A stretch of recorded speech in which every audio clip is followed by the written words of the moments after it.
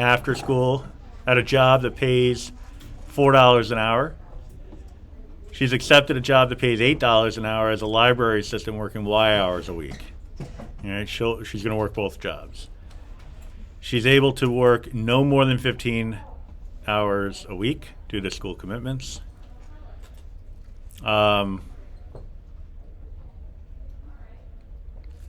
that's a nice looking typo right there. She, I think, or not each. This is just one person. So Edith wants to earn at least $80 a week, working a combination of.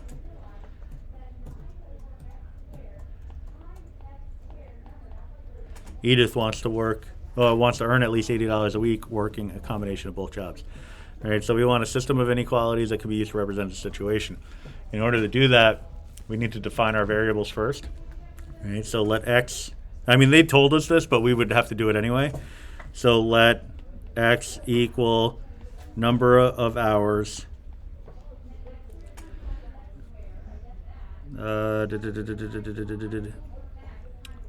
well, it doesn't say what that job is called. We'll say job number 1.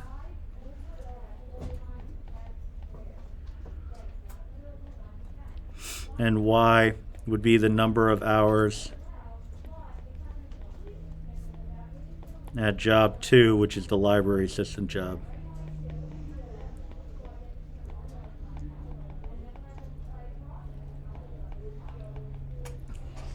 All right. Now, one property or one relationship that you need to be aware of, it comes up pretty frequently. That is, and there's variations of this, but this is the general idea. Unit price times number of units is equal to total price. That could be applied in a variety of different circumstances. If you're talking about buying something, that's pretty easy to see. Like if a hat costs $5 and you buy 5 hats, you figure out how much you're going to pay. 5 times 5. All right, but in terms of hourly wages, it would work the same way. How much are you making per hour? How many hours are you working? All right? And so that's what's happening here. So when we want to write the equation talking about how much money she's going to make, we'd have to account for something like that. All right, so I would take $4 and multiply it by the number of hours she's going to spend working that first job.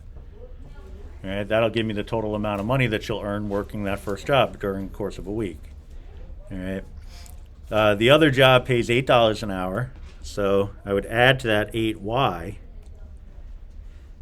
Now, the final statement here is that Edith wants to earn at least $80 a week. At least would be greater than or equal.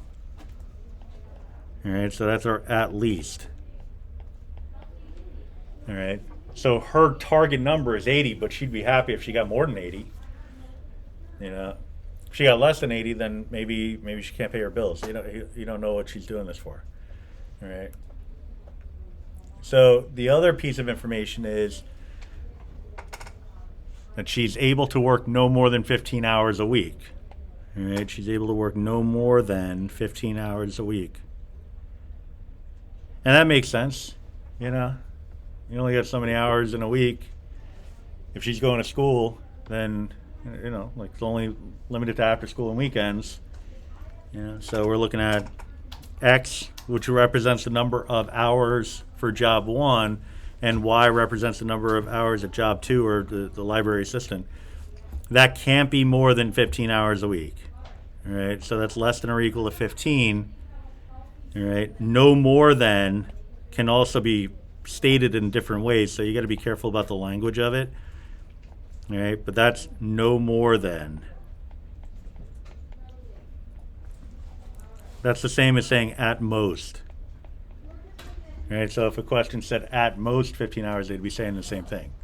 So she can work no hours, she can work 10 hours, she can work 15 hours, but she can't work any more than 15 hours. All right, that's going to cut into some other activities that she's doing, maybe sports or extra help or doing stuff around the house, or maybe just the commitment of not wanting to have to work. That's also something. All right. So what we'd have to do at this point is graph these two inequalities, but it's your choice on how you want to graph them. All right. We've come up with the equations that would give us the boundaries. So the 4x plus 8y equals 80, we would graph those. All right. Then we do the shading to account for the greater than, less than stuff. But you could also use Desmos. So like I said, I'll show you how to do it by hand, and then we'll kick over to Desmos and do it that way. Oh, color coding incorrect. Blue first. 4x plus 8y greater than or equal to 80. If I want to solve an equation for y in terms of x, well, in this case, I'd subtract the 4x from both sides.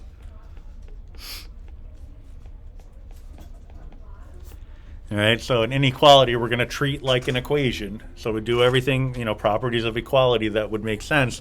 The only thing that we got to be mindful of that makes an equation and an inequality different from one another is that if you divide both sides by a negative, you have to flip the direction of the sign. All right, so I'd have 8y is greater than or equal to negative 4x plus 80. Divide both sides by 8, which means divide every term by 8. And you get y greater than or equal to negative 1/2 x plus 10. All right. Writing it as a fraction is good for a slope value because that's our rise over run. All right. So that's telling us to go down 1, right 2. All right. So down 1, right 2.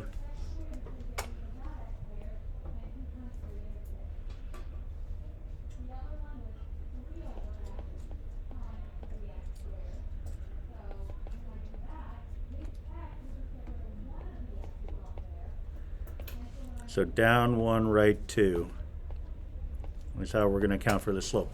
Now we have the y-intercept of 10, so I could plot that. That seems to fit right on my set of axes here. I wouldn't have to scale anything to plot this. So I'd go up 10 units, plot a point, and then from there go down 1, right 2, and that'll pretty much get me where I need to go. All right. So 1, 2, 3, 4, 5, 6, 7, 8, 9, 10. Then down 1, right 2. Down 1, right 2. Down 1, right 2.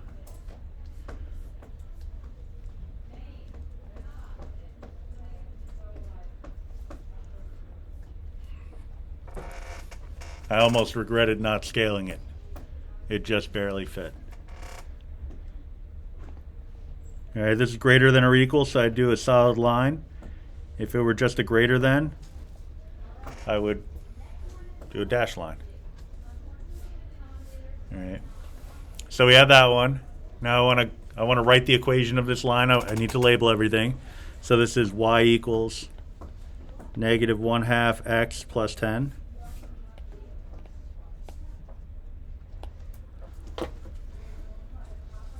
All right, it's not a mistake to call it equals because the equals indicates the path of the line. So we need to indicate that. Whenever you graph more than one thing on a set of axes on paper, you need to make sure that there's a way to distinguish one from the other. The reason why we never have to worry about that on Desmos, you could just see an example up on Desmos. It's color coded. We don't have to deal with that. I mean, my diagram here is going to be color coded, but I don't really see too many people breaking out the highlighters in the classroom, so I'm guessing that you're probably all running with one color, right? But there are some exceptions. I see some people with like pen for one thing, pencil for the other, and stuff like that along the way, which is good. But unless you have some sort of scheme to distinguish one graph from the other, you need to be able to label these bad boys. All right. So the other equation is x plus y less than or equal to 15.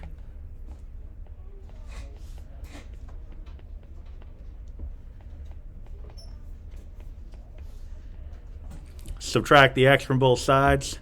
I get y less than or equal to negative x plus 15. We have a slope of negative 1. So that's telling me to go down 1, right 1.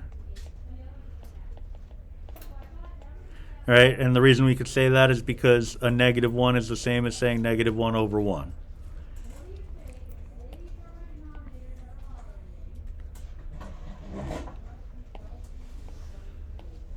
All right. So I'm going to plot my y-intercept, which is 15. So I'm going to go up 15 units. And then I'm going to go down one, right one from there. All right.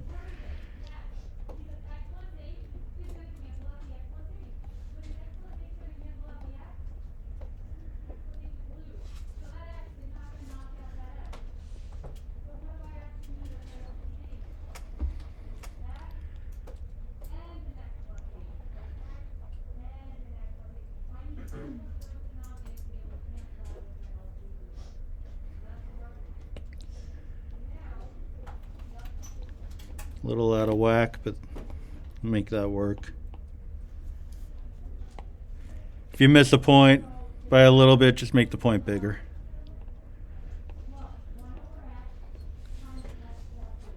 Cover your tracks. All right. So this is y equals negative x plus 15. Now I just got to take care of my shading. And we don't have to shade for an overlap. We just have to get the corresponding shading parts taken care of. What I mean by that is I don't have to shade everything corresponding with above the blue, like all of this, to shade below all of it, like everything below the red, just to get that little overlap in the middle. I could just shade the overlap in the middle. All right.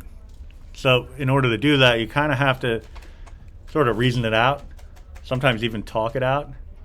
Right. So what this is saying is that we need to be above the blue, but below the red. Right. The direction of the inequality gives us a sense of that. So above the blue, below the red. All right, so that would have to be this region here.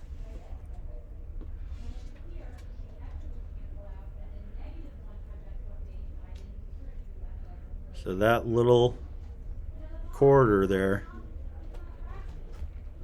is going to be our solution region. It's a pretty good looking graph too. All right. Now, if I wanted to let Desmos do the work for me, I would just put in my two original inequalities, so right up here. I wouldn't do any of this stuff, which is a big selling point for using Desmos, because you don't have to do the algebra.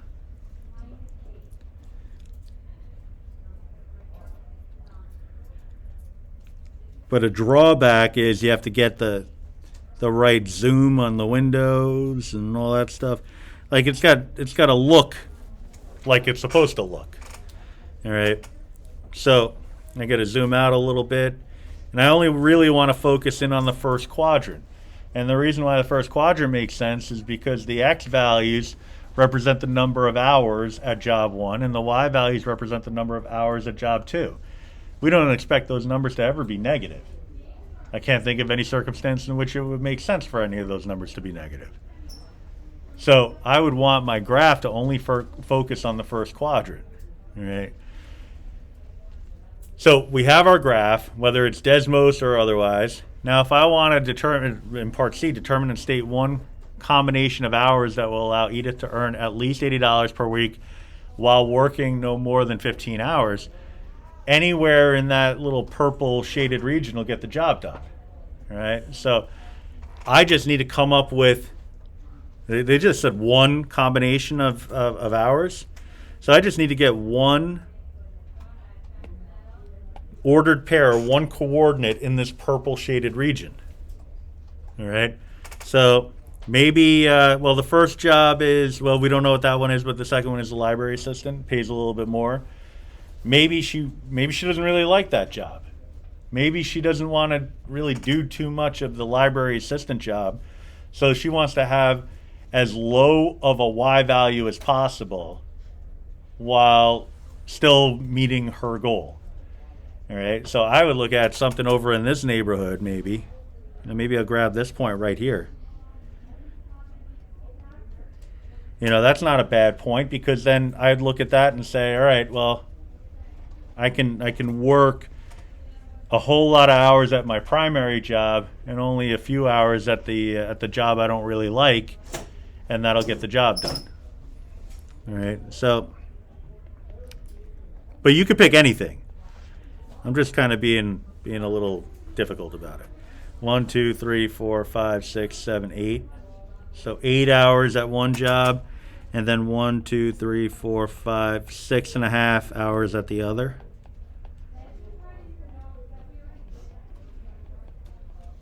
I don't know if people pay by the half hour, but they could. Right? Some jobs do. So we could say 8, 6.5. So that's 8 hours at job 1 and 6.5 hours at job 2. Any value on one of the lines would work too, right? So that intersection would have been fine because they're both solid lines. They're both part of the solution. If one of them was dashed, then you wouldn't be able to use the intersection and you wouldn't be able to use anything on the dash line. So, for example, if it looked like this, you could choose anything in that purple shaded region, or whatever color that is, as long as it wasn't on the dash lines, because dash lines are not part of the solution. All right, so that's a possibility. All right, but really, you could have picked anything. So what I like to do, just to at least demonstrate, is just come up with an arbitrary point, A, B, throw in some sliders, and just kind of move those points around and show you. All right, so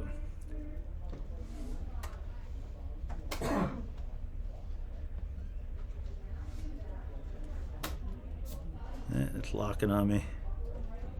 Yeah, so anything in this purple region would be fine. So any of these points here. We could even move this up a little higher, make this like 20.